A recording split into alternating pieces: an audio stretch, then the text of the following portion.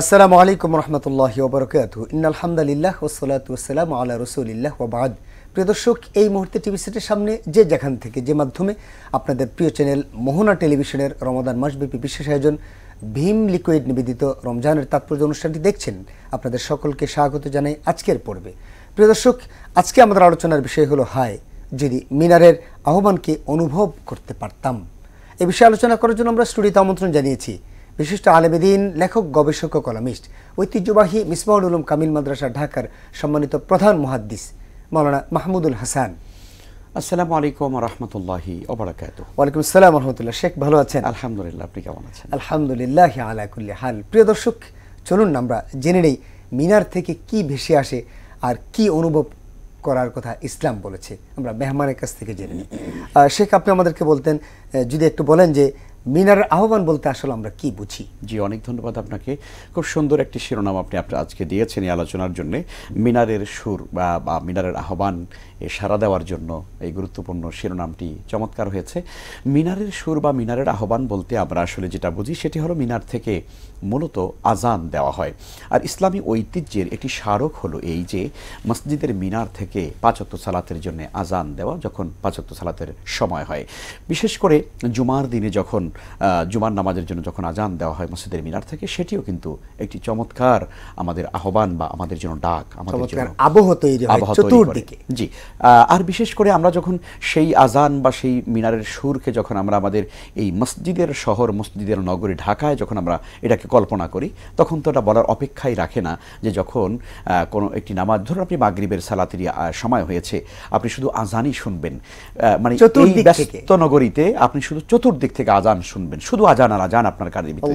আল্লাহু আকবার, এক অন্যরকম আপনার মানে আপনার ভেতরে কাজ করবে। সুবহানাল্লাহি বিহামদি। কবি কায়কোবাদের সেই বিখ্যাত যে কবিতা, যে মর্মে মর্মে সেই সুর বাজিল কি সুমধুর, আকুল হইল প্রাণ নাচির দমনি, কি মধুর আজানের ধ্বনি। আসলে আজানের ধ্বনিটা এত সুন্দর যে এটি মোমেনের হৃদয়কে একদম উৎফুল্ল করে তোলে, মোমেনের হৃদয়কে আন্দোলিত করে তোলে, মোমেনের হৃদয়কে উজ্জীবিত করে ফেলে। অর্থাৎ যার ভিতরে ঈমান আছে, সে যখন হাইয়া আলাস সালাহ এর ধ্বনি শুনে, যখন সে শুনে আশহাদু আল্লা ইলাহা ইল্লাল্লাহ এই তাওহীদের বাণী শোনার সঙ্গে সঙ্গে তার ভেতরে এক অন্যরকম প্রেরণা কাজ করে যে আমার এখনই মসজিদে চলে যেতে হবে। আল্লাহ তাআলা কোরআনে কারিমে সূরা জুমার ভিতরে সেই সুন্দর করে তিনি বলেছেন, ইয়া আইয়ুহাল্লাযীনা আমানু ইযা নুদিয়া লিস-সালাতি মিন ইয়াউমিল জুমআহ ফাসআউ ইলা যিকরিল্লাহি ওয়া যারুল বাই'আ। হে ঈমানদারগণ, যখন তোমাদেরকে জুমার দিনে মানে আহ্বান করা হয়, অর্থাৎ আল্লাহর বিধানের জন্যে, আল্লাহর জিকিরের জন্যে বা আল্লাহর এই সালাত পালনের জন্য যখন তোমাদেরকে আহ্বান করা হয়, তখন ফাসআউ ইলা যিকরিল্লাহ, তোমরা আল্লাহর স্মরণে তোমরা তখন কি করো? দ্রুত তোমরা সামনে এগিয়ে যাও, মসজিদ পানে তোমরা দৌড়ে যাও।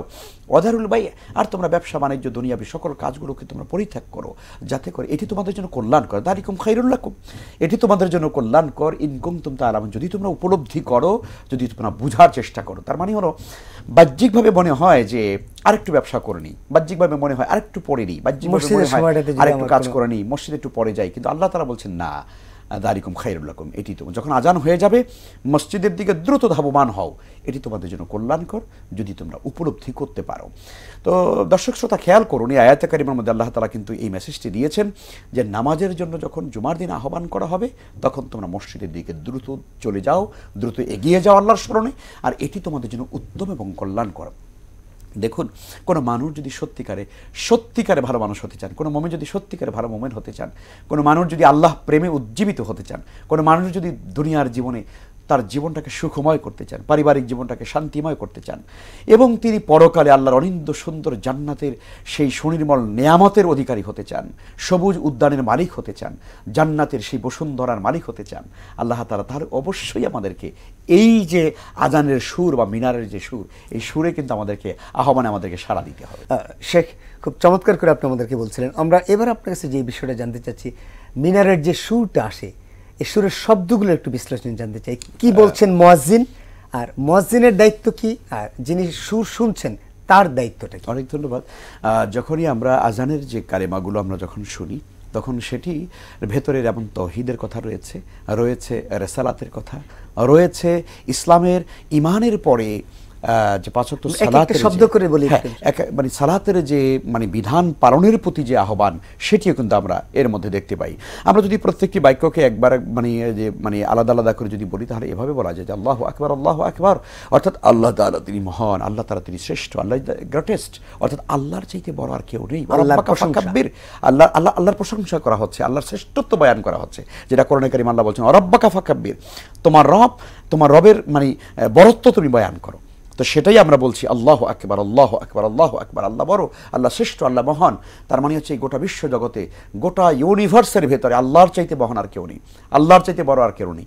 এই কথাটি যখন ইথারে যখন ভাসতে থাকে, আল্লাহ রাব্বুল আলামিন তখন এটিকে মানে অন্যরকমভাবে আল্লাহ তাআলা গ্রহণ করেন, যে বান্দার জবানে, বান্দার সুরে, বান্দার আহ্বানে আমার শ্রেষ্ঠত্বের ধ্বনি প্রতিধ্বনিত হচ্ছে, এবং সেই সুরটি পৃথিবীতে থাকে না, আমরা জানি আজিম পর্যন্ত আকাশ বাতাস ভেদ করে একদম ইথারে ভাসতে থাকে। আল্লাহু আকবার, আল্লাহু আকবার। পরবর্তী বিশ্লেষণটা আসবে ছোট্ট একটা বিরতির পর। প্রিয় দর্শক, আপনারা দেখছেন ভীম লিকুইড নিবেদিত রমজানের তাৎপর্য অনুষ্ঠান। আমরা ছোট্ট একটি বিরতিতে যাচ্ছি, বিরতির পর ফিরে আসছি। আশা করছি আপনাদেরকে বিরতির পর পাবো ইনশাআল্লাহ। আসসালামু আলাইকুম রহমতুল্লাহি ওয়া বারাকাতুহু। প্রিয় দর্শক, বিরতির পর আপনাদেরকে আবারও স্বাগত জানাই আজকের অনুষ্ঠানে, ভীম লিকুইড নিবেদিত রমজানের তাৎপর্য অনুষ্ঠানে। আমরা আলোচনা করছিলাম হায় যদি মিনারের আহ্বানকে অনুভব করতে পারতাম। সাথে আছে আমি ডক্টর কুতুবউদ্দিন বখতিয়ার শেখ। আপনার কাছে আমরা শাব্দিক বিশ্লেষণগুলো করছিলাম, আশহাদু আন্না মুহাম্মাদার রাসূলুল্লাহ পর্যন্ত আমরা করেছি। তারপর এখানে মানে রিসালাতের সাক্ষ্যটা আমরা দিচ্ছি। দেখুন, আজানের বাক্যগুলো শুধুমাত্র আমরা এটা মনে করলে চলবে না যে আজানের সময় মানে আজান দেওয়া হচ্ছে তার মানে এখন নামাজের সময় হয়ে গেছে। এটি যেমন সঠিক, আবার ঠিক পাশাপাশি এটাও আমাকে বুঝতে হবে যে প্রত্যেকটা কালেমার আমার বিশ্বাসের জায়গা থেকে সাক্ষ্য দেয়া, প্রত্যেকটা কথা কিন্তু আপনার বিশ্বাসের জায়গা থেকে উচ্চারিত হচ্ছে। আশহাদু আল্লা ইলাহা ইল্লাল্লাহ, আমি তাওহীদের উপরে আমি বিশ্বাস স্থাপন করছি। আমি আশহাদু আন্না মুহাম্মাদার রাসূলুল্লাহ, আমি সাক্ষ্য দিচ্ছি মুহাম্মদ সাল্লাল্লাহু আলাইহি ওয়াসাল্লাম তিনি আল্লাহর রাসূল। এটা আমাদের সালাতের সাক্ষ্য দেয়া হচ্ছে। এরপরে হাইয়া আলা সালাহ, মানে এগিয়ে আসো তুমি সালাতের দিকে, আসো সালাতের দিকে চলে আসো। তো বান্দা বলছে যে সালাত কেন পড়বো? তখন আবার মুয়াজ্জিন বলছে হাইয়া আলাল ফালাহ, আসো কল্যাণের দিকে আসো। তার মানে কল্যাণের জন্য তুমি, অর্থাৎ তুমি সালাত পড়লেই তোমার কল্যাণ। আল্লাহু আকবার, কাদ আফলাহাল মুমিনুন আল্লাযীনা হুম ফি সালাতিহিম খাশিউন। অর্থাৎ সফলতা তো সেখানেই যেখানে সালাত আছে, সফল তো সেই ব্যক্তি যার জীবনে সালাত আছে। কোনো মুমিন সফল হতে হলে সালাতের কোনো বিকল্প নেই। দেখুন, আমি এটাকে এভাবে বলি যে দেহের সাথে আত্মার যেমন সম্পর্ক, দেহের সাথে ব্লাডের যেমন সম্পর্ক, একজন ইমানদার মানুষের সঙ্গে নামাজের সম্পর্ক তেমন। মানে একজন মানুষ বেঁচে আছে কিন্তু তার রক্ত নাই, এটা বিশ্বাস করা যায় না। একজন মানুষ হাঁটছে চলছে কিন্তু তার দেহে আত্মা নাই, এটা বিশ্বাস করা যায় না। ঠিক তেমনিভাবে একজন ইমানদার, তিনি ইমানদার অথচ তার জীবনে নামাজ নেই, তিনি সালাত পড়েন না, ইম্পসিবল। তিনি ইমানদার থাকে, তার ঈমান কেমন করে থাকে? মান তারাকা সালাতা মুতাআম্মিদান ফাকাদ কাফারা, যে ব্যক্তি ইচ্ছাকৃতভাবে নামাজ ছেড়ে দিল সে কুফরই করলো। এই জন্য রাসূল সাল্লাল্লাহু আলাইহি ওয়াসাল্লাম পরিষ্কার করে বলেছেন, বাইনাল মুমিন ওয়াল কাফির তারকুস সালাহ, মুমিন এবং কাফেরের মধ্যে পার্থক্যটাই হলো শুধুমাত্র নামাজ। নামাজই শুধু পার্থক্য করে কে মুমিন আর কে কাফের। এই জন্য মুয়াজ্জিন যখন নামাজের ভিতরে বলে হাইয়া আলাস সালাহ, আসো নামাজের দিকে, তখন মুসলমান যেন বা কোনো মানুষ হয়তো বলতেই তো পারে যে নামাজ কেন পড়বো? তো মুয়াজ্জিন বলছে হাইয়া আলাল ফালাহ, আসো সফলতার দিকে, আসো কল্যাণের দিকে। অর্থাৎ নামাজেই তোমার কল্যাণ, নামাজেই তোমার সফলতা। এরপরে কি হচ্ছে? আশহাদু আল্লা হাইয়া আলাস সালাহ হাইয়া আলাল ফালাহ, এরপরে আল্লাহু আকবার, আল্লাহু আকবার, লা ইলাহা ইল্লাল্লাহ। তো এই শেষে আবার আল্লাহর শ্রেষ্ঠত্বের কথা বলে এবং শেষে আবার লা ইলাহা ইল্লাল্লাহ, আল্লাহ ছাড়া কোনো মাবুদ নেই, সেই তাওহীদের বাণীটাকে মানে আবার উচ্চারণ করা হচ্ছে। তো রাসূল সাল্লাল্লাহু আলাইহি ওয়াসাল্লাম বলছেন, হাদিসের মধ্যে এটা এসেছে, কুলু মিসলা মা ইয়াকুলুল মুয়াজ্জিন, যখন মুয়াজ্জিন আজানের মধ্যে বাক্যগুলো বলে তখন মুয়াজ্জিন যা বলে তোমরা তাই বলো। অর্থাৎ মুয়াজ্জিন যখন বলে আল্লাহু আকবার, একজন মানুষ শ্রোতা যখন তিনি শুনবেন তখন তিনিও বলবেন আল্লাহু আকবার, আল্লাহু আকবার। মুয়াজ্জিন যখন বলবে আশহাদু আল্লা ইলাহা ইল্লাল্লাহ, তখন সেও বলবে আশহাদু আল্লা ইলাহা ইল্লাল্লাহ। মুয়াজ্জিন যখন বলবে আশহাদু আন্না মুহাম্মাদার রাসূলুল্লাহ, সেও বলবে আশহাদু আন্না মুহাম্মাদার রাসূলুল্লাহ। আমাদের সমাজে কিন্তু এখানে একটা মানে ব্যাখ্যা করা হয় যে মুয়াজ্জিন যখন বলবে আশহাদু আন্না মুহাম্মাদার রাসূলুল্লাহ, তখন মানুষের বলবে সাল্লাল্লাহু আলাইহি ওয়াসাল্লাম। না না, এটা সঠিক না। বরং মিসলা মা ইয়াকুলুল মুয়াজ্জিন, মুয়াজ্জিন যা বলছে সেটাই তুমি বলবে। হ্যাঁ, তবে ইল্লা হাইয়া আলাস সালাহ, হাইয়া আলাল ফালাহ, এখানে শুধুমাত্র বলবে মুয়াজ্জিন যখন হাইয়া আলাস সালাহ বলবে তখন মানুষেরা বলবে, শ্রোতারা বলবে লা হাওলা ওয়ালা কুওয়াতা ইল্লা বিল্লাহ, কারণ সে আহ্বান করছে নামাজের দিকে, তো শয়তান তো দাগা দিতে পারে, অতএব লা হাওলা ওয়ালা কুওয়াতা ইল্লা বিল্লাহ, শয়তান থেকে আমি আল্লাহর কাছে আশ্রয় চাইলাম, অতএব আর বাকি যা আছে সেখানে ওইটাই বলবে। এরপরে কি করবে, এরপর সে রাসূল সাল্লাল্লাহু আলাইহি ওয়াসাল্লামের উপর দরুদ পড়বে এবং তারপরে তিনি যে সালাতের মানে আজানের যে দোয়াটা আছে, আল্লাহুম্মা রাব্বা হাযিহি দা'ওয়াতি তাম্মা ওয়াস সালাতিল কাইমা আতি মুহাম্মাদান ওয়াসিলাতাল ফাদিলা ওয়া বা'আথু মাকামান মাহমুদান আল্লাযী ওয়া'আদা, এই পর্যন্ত বিশুদ্ধ হাদিস দ্বারা প্রমাণিত, এইটা সে পড়বে। তো রাসূল সাল্লাল্লাহু আলাইহি ওয়াসাল্লাম বলেছেন, কোনো ব্যক্তি যদি আজানের পরে এই বাক্যগুলোর জবাব দেয় এবং সে যদি দোয়াটা পড়ে নেয়, তাহলে ওয়াজাবাত লাহু শাফাআতি, সুবহানাল্লাহ, তার জন্য মানে শাফাত করা আমি রাসূলের জন্য ওয়াজিব হয়ে যায়, সুবহানাল্লাহ বিহামদি। এই জন্য আমাদের এইটা মনে রাখতে হবে যে আমরা আজানের পরে দরুদ পড়ব। প্রসঙ্গত বলে নিতে চাই আপনার মাধ্যমে যে আমাদের বাংলাদেশে বহু জায়গায় এরকম আছে, আজানের আগে আসসালাতু ওয়াসসালামু আলাইকা ইয়া রাসূলুল্লাহ, আসসালাতু ওয়াসসালামু আলাইকা ইয়া হাবিবাল্লাহ, আসসালাতু ওয়াসসালামু আলাইকা ইয়া রাহমাতুল আলামিন, আল্লাহু আকবার, আল্লাহু আকবার। না না, এইটা না, এটা সুন্নাহ দ্বারা প্রমাণিত হয়নি। আপনি যতই মহাব্বতের দোহাই দেন না কেন, যতই রাসূলের ইশকের কথা বলেন না কেন, এটা সুন্নাহ দ্বারা, হাদিস দ্বারা, সাহাবায়ে কেরামের আমল দ্বারা, তাবিঈনদের আমল দ্বারা, তাবিঈন আমল দ্বারা, পৃথিবীর সালফে সাহরিন কারো আমল দ্বারা, কারো বক্তব্য দ্বারা, কারো কওল দ্বারা এটা প্রমাণিত হয়নি। অতএব নিজে নিজে ইস্তেহাদ করে রাসূলের ইশক মানে ইশকের দাবি করে আপনি কোনো কিছু চালু করার কোনো সুযোগই নেই। ইসলামের ভিতরে কোনো কিছু ইন্ট্রোডিউস করা যাবে না, কারণ লাইলুহা কানাহারিহা, ইসলামের রাত আর দিন সমান, একদম উজ্জ্বল আলোকিত, এর মধ্যে নতুন করে ইন্ট্রোডিউস করার কোনো সুযোগ নাই, কিছু বাদ দেওয়ারও সুযোগ নাই। এই জন্য নতুন করে কোনো কিছু করা আর কিছু বাদ দেওয়া, নতুন করে বাড়ানো এবং কমানো, এটা কি বলা হয়? বেদাত। আর কুল্লু বেদাতিন দালালা, প্রত্যেকটি বেদাতের গোমরাহি, ওয়া কুল্লু দালালাতিন ফিন্নার। অতএব আজানের ক্ষেত্রে আমরা এই সুন্নাহর অনুসরণ করার চেষ্টা করব। আল্লাহ তৌফিক দান করুন আমাদের। আপনি খুব চমৎকার করে আপনি আমাদেরকে বললেন যে আসলে তার জবাব কি হবে, জবাব কি দিতে হবে। আমরা দেখি যে মুয়াজ্জিন যখন আজানের সলাতের আগে কদ কামাতিস সালাহ শব্দটা ব্যবহার করে থাকেন, এইটারও একটু শব্দ আপনার কাছে জানতে চাই, কদ কামাতিস সালাহ শব্দের অর্থ কি? যে অনেক ধন্যবাদ আপনাকে। আমরা জবাবের ক্ষেত্রে আরেকটু কথা আমাদের বাকি রয়ে গেছে, সেটি হলো জবাব আসলে আজানের জবাব দুইভাবে দেওয়া হয়, দুইভাবেই দেওয়া ওয়াজিব। একটা হচ্ছে যে দুইভাবে দেওয়া বাধ্যতামূলক। হ্যাঁ, আপনি যখন শুনবেন আজানের বাক্যগুলো বলা হচ্ছে মসজিদের মিনার থেকে, তখন তার যেমন কাউলি জবাব যেমন আমাদেরকে দিতে হয়, যেমনটা আমরা বললাম, আরেকটা হচ্ছে আমারি জবাব বা ফেয়ালি জবাব, অর্থাৎ মুয়াজ্জিন আজান দিয়েছে, এখন আমি ধরুন লেপ কাঁথার নিচে শুয়ে শুয়ে জবাব দিচ্ছি, কিন্তু আমি নামাজের জামাতে গেলাম না, এটা আসলে সঠিক না। বরং একদিকে যেমন আমার মৌখিকভাবে আমাকে জবাব দিতে হবে, অন্যদিকে আমলিভাবেও কিন্তু আমাকে সালাতের আমাকে অংশগ্রহণ করতে হবে, সেটি কিন্তু আমাদের জন্য সবচেয়ে বড় গুরুত্বপূর্ণ এবং বড় ফরজ, সেটা কিন্তু আমাদেরকে মনে রাখতে হবে। 5 ওয়াক্ত সালাত মসজিদে জামাতের সঙ্গে আদায় করা প্রত্যেক মুমিনের জন্য কর্তব্য। দুনিয়ার সকল ইমামগণ কিন্তু এটাকে ফরজ বলেন, এবং ইমাম আবু হানিফা রাহমাতুল্লাহ তিনি এটাকে সুন্নতে মুআক্কাদা যদিও বলেন, কিন্তু ওয়াজিবের কাছাকাছি এটা ওয়াজিব। অর্থাৎ আপনি বিনা মানে ওজোরে আপনি জামাত তরক করতে পারবেন না, জামাতের সঙ্গে নামাজ আদায় করে, এটাও কিন্তু আমাদের জন্য খুবই গুরুত্বপূর্ণ।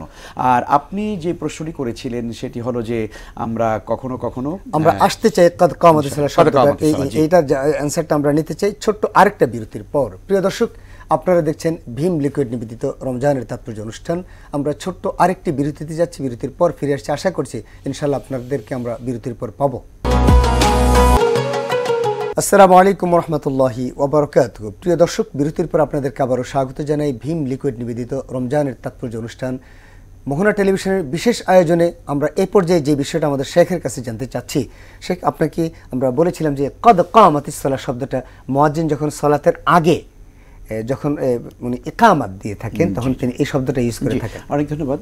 ইকামাতের ভিতরে এই বাক্যটি আলাদা করে বলতে হয়, আর এটি বলার উদ্দেশ্য আছে যে নামাজ দাঁড়িয়ে গিয়েছে, নামাজ প্রতিষ্ঠিত হয়েছে, অর্থাৎ জামাত শুরু হয়ে গিয়েছে। এই কথাটি বলবার পেছনে এটি হলো মূল উদ্দেশ্য। অর্থাৎ মুয়াজ্জিন যখন বলে কদ কামাতিস সালাহ, তার মানে হুঁশিয়ার, সাবধান, সকল মুসল্লিরা নামাজ কিন্তু দাঁড়াচ্ছে এবং কাতার সোজা করতে হবে। এবং দেখুন এখানে আরেকটি বিষয় আমরা বলে রাখি, সেটি হলো নামাজের জন্য যখন মুয়াজ্জিন সাহেব যখন ইকামাত দেন, ইকামাতের পরে ইমাম সাহেব বা খতিব সাহেব যদি থাকবেন, তার উপরে কর্তব্য হচ্ছে মুসল্লিদের কাতারগুলোকে সোজা করানো। এটি কিন্তু আমাদের জন্য গুরুত্বপূর্ণ। এই জন্য রাসূল সাল্লাল্লাহু আলাইহি ওয়াসাল্লাম যখনই তিনি নামাজে দাঁড়াতেন তখন তিনি বলতেন সাফু সুফুফাকুম ফাইন্না তাসবিয়াতাস সুফুফি ইকামাতিস সালাহ, হ্যাঁ, যে তোমরা কাতারকে সোজা করো, কারণ কাতার সোজা করাটার উপরে তোমাদের নামাজের বিশুদ্ধতা এবং এর পরিপূর্ণতা নির্ভর করছে। সে কারণে আমরা হারামাইন শরীফাইন আমরা দেখি যখন ইমাম সাহেব, যখন শেখ আব্দুর রহমান সুদাইস, শেখ সালে আল উসাইম যখন নামাজের যখন তারা দাঁড়ান, তাই না, তখন তারা কিন্তু মুসল্লিদের দিকে ফিরে তারা এই কথা বলেন, ইস্তাবু ওয়া'তাদিলু ওয়াকিমু সুফুফাকুম ওয়াসাদ্দুল খালাল অতারাসু, অনেক শব্দ দিয়ে তারা এটা বলেন, অর্থাৎ কাতার সোজা করো, ফাঁকা বন্ধ করো, কাদের সাথে পায়ের সাথে মা পিরিয়ে দাঁড়াও। এই কথাগুলো বলার দ্বারা উদ্দেশ্য হচ্ছে কাতার সোজা করতে হবে। নামাজের বিশুদ্ধতার জন্য কাতার সোজা করা এটা কিন্তু মানে গুরুত্বপূর্ণ একটা ব্যাপার, যেটার ব্যাপারে আমাদের মুসলিম সমাজে অনেক রকমের গাফলতি রয়েছে, দুর্বলতা রয়েছে। একজন মানুষ নামাজে দাঁড়াচ্ছে, মাঝখানে একেবারে বিশাল ফাঁকা রেখে আর একজন দাঁড়াচ্ছে, মানে একটু ইজি করে দাঁড়াচ্ছে, বিশাল জানামাজ নিয়ে দাঁড়াচ্ছে, ওনার জানামাজ আবার কেউ পা দিতে পারবে না, তাই না, উনি একা একা দাঁড়াবেন, মসজিদ কমিটির সভাপতি তো। হ্যাঁ, তো আপনি একজন মুসল্লি, আল্লাহর ঘরে দাঁড়িয়ে আছেন, এত বড় জানামাজ কেন আপনার জানামাজে কেউ যদি দাঁড়াতেই না পারে, আপনি একজনের চিকন জানামাজ নিয়ে আসেন, সেটা তো আপনি আনলেন না। বিশাল জানামাজ নিয়ে আপনি একা দাঁড়াইয়েছেন, ডানে বামে কেউ দাঁড়াতে পারবে না, মাঝখানে একটা ফাঁকা সৃষ্টি হচ্ছে, এই ফাঁকা সৃষ্টির কারণে আপনার নামাজ বাতিল হয়ে যাচ্ছে। এই জন্য আমরা মনে করি এটিও কিন্তু গুরুত্বপূর্ণ একটা মাসালা, যে নামাজের ব্যাপারে অবশ্যই আমাদেরকে সুন্দরভাবে কাতার সোজা করা, ফাঁকাগুলো বন্ধ করে গায়ের সাথে গা মিলিয়ে তারপরে দাঁড়া। মানুষ এখন বর্তমান পৃথিবীতে আপনি দেখবেন ডিপ্রেশন এবং হতাশা মানুষের জীবনকে শেষ করে ফেলছে। হাজার কোটি টাকার মালিক কিন্তু ডিপ্রেশন কমে না, বিশাল বাড়ি গাড়ির মালিক কিন্তু ডিপ্রেশন থেকে সে মুক্ত না। আর ডিপ্রেশন থেকে, হতাশা থেকে যদি কেউ মুক্ত হতে চায়, 1 নম্বর তার জন্য কাজ হলো সালাত। মেডিটেশন বা মেডিসিন বলবেন সালাত। কারণ দেখুন রাসূল সাল্লাল্লাহু আলাইহি ওয়াসাল্লাম বলেছেন আকরাবু মা ইয়াকুলুনা আবদ মির রাব্বিহি ওয়া হুয়া সাজিদ ফাআকসিরু ফিহি দুআ। নবীজি বলেছেন বান্দা যখন নামাজের সিজদায় থাকে তখন সে আল্লাহর সবচেয়ে কাছাকাছি চলে যায়। নবীজি বলেন তোমরা বেশি বেশি করে দোয়া করো। আর মেডিকেল সায়েন্সও এটা বলে, একজন মানুষ যখন সিজদায় ঠিক এভাবে থাকে তখন তার পুরো দেহটা একদম এভাবে থাকে, পুরো দেহের ব্লাড সার্কুলেশনটা একদম টোটাল চলে আসে তার ব্রেনে। আর একজন মানুষের ব্রেনের ভিতরে 10,000 কোটি নিউরন থাকে। এই নিউরনগুলো যখন নানান রকমের ডিপ্রেশনে যখন আপনার মানে অস্থির হয়ে যায়, আর সেজদার ভিতরে ব্লাড সার্কুলেশন যখন ব্রেনের কাছে চলে যায়, তখন তার ব্রেনটা আস্তে আস্তে করে হালকা হয়ে যায়, দুশ্চিন্তা মুক্ত হয়ে যায়। সুবহানাল্লাহ। তখন মানুষটা কিন্তু একেবারে প্রশান্ত হৃদয়ের অধিকারী হয়। আপনি দেখবেন কোনো মানুষ নামাজ পড়ে বেরিয়েছে আর তার ভিতরে খুব হতাশা কাজ করছে, এটা কখনো দেখা যায় না, বরং হতাশা তার আগে ছিল, নামাজের পর তার দিলটা প্রশান্ত হয়ে যায়। এই জন্য আমরা বলবো মিনারের এই সুর, এই আহ্বানে যদি আমরা সাড়া দিতে না পারি, তাহলে আমাদের জীবন কোনোদিন প্রশান্তময় হবে না। একটা হাদিস বলি আপনাকে, খুব সুন্দর একটা হাদিস। নবী সাল্লাল্লাহু আলাইহি ওয়াসাল্লাম বলেছেন আওয়ালা আদুল্লুকুম মা ইয়ামহুল্লাহু বিহিল খাতায়া ওয়া ইয়ারফাউ বিহিদ দারাজাত। আমি কি তোমাদেরকে কয়েকটা আমলের কথা বলবো যেগুলো করলে পরে তোমাদের গুনাহ অটোমেটিক মাফ হয়ে যাবে আর তোমাদের মর্যাদা আল্লাহর কাছে বৃদ্ধি পাবে? সাহাবায়ে কেরাম বলেন বালা ইয়া রাসূলুল্লাহ, হে আল্লাহর রাসূল অবশ্যই আপনি বলুন। তখন নবীজি বললেন ইসবাগুল উযু আল মাকারে, কষ্ট করে সুন্দর করে ওযু করবা। ওযু করতে কষ্ট হয়, সময় লাগে, কিন্তু তারপরে ভালো করে ঠান্ডার দিনে ঠান্ডা পানি দিয়ে ভালো করে সুন্দর করে কষ্ট হওয়া সত্ত্বেও ওযু করা। 1 2 নম্বরে হলো কাসরাতুল খুতা ইলাল মাসাজিদ, অধিক পরিমাণে মসজিদের দিকে গমন করা, আল্লাহর ঘরের সাথে সম্পর্ক রাখা। কলবুহু মুআল্লাকুম বিল মাসাজিদ, ওই ব্যক্তিকে আল্লাহ তাআলা জান্নাতে আরশের নিচে ছায়া দেবেন যার দিলটা মসজিদের সঙ্গে লাগা থাকে। এই জন্য হাদিসের এক ব্যক্তি, তো এই হাদিসের মধ্যে বলা হয়েছে কাসরাতুল খুতা ইলাল মাসাজিদ, অধিক পরিমাণে মসজিদে গমন করা। আর 3 নম্বরে হলো ইন্তেজারুস সালাতি বা'দা সালাহ, এক নামাজের পরে আরেক নামাজের জন্য অপেক্ষা করা, দিলটা মানে উদ্গ্রীব থাকা। আমি জোহর পড়েছি, কখন আসরের নামাজের আবার সুরটা চলে আসবে, আসর পড়লাম কখন মাগরিবের নামাজের আযানের সুর চলে আসবে, এই অপেক্ষা করাটা। রাসূল বলছেন ফাযালিকুমুর রিবাত ফাযালিকুমুর রিবাত ফাযালিকুমুর রিবাত সালাসা মারাতিন, 3 বার বললেন এই 3টা কাজ তোমার জন্য সীমান্ত পাহারার মতো। সীমান্ত পাহারাদার থাকলে যেমন ভিন দেশ থেকে কোনো লোক আমার দেশে যেমন ঢুকতে পারে না, অবৈধভাবে যেমন ঢুকতে পারে না, ঠিক তেমনি ভাবে এই 3টা আমল করলে পরে শয়তান আমার ভিতরে ঢুকতে পারবে না। জাযাকাল্লাহ শেখ, আপনি খুব সুন্দর করে আমাদেরকে বলেন, আল্লাহ আপনাকে জাযায়ে খায়ের দান করুন। আমিন আমিন। জাযাকাল্লাহ শেখ, আপনি সুন্দর করে আমাদেরকে আজকের অনুষ্ঠানে মিনারের আহ্বানের কথা আপনি আমাদেরকে একে একে পড়তে বললেন শব্দের গাঁথুনি দিয়ে। আল্লাহ আপনাকে সুস্থ এবং নেখায়েত দিন। আমিন। প্রিয় দর্শক, ভীম লিকুইড নিবেদিত রমজানের তাৎপর্য অনুষ্ঠান আজ এই পর্যন্ত। আমরা চেষ্টা করেছি এই অনুষ্ঠানে আমরা কিছু বিষয় আলোচনা করার জন্য, যতটুকু পেরেছি ততটুকু আল্লাহ সুবহানাহু ওয়া তাআলার মেহেরবানি। আল্লাহ আমাদের সকলকে মিনারের সুরে আহ্বানে সাড়া দেওয়ার তৌফিক দান করুন, ফিজিক্যালি অ্যান্ড মেন্টালি। আল্লাহ আমাদেরকে সেই তৌফিক দান করুন, এই প্রত্যাশায় শেষ করছি আমাদের আজকের অনুষ্ঠান। আল্লাহ হাফিজ। আসসালামু আলাইকুম ওয়া রাহমাতুল্লাহি ওয়া বারাকাতুহু।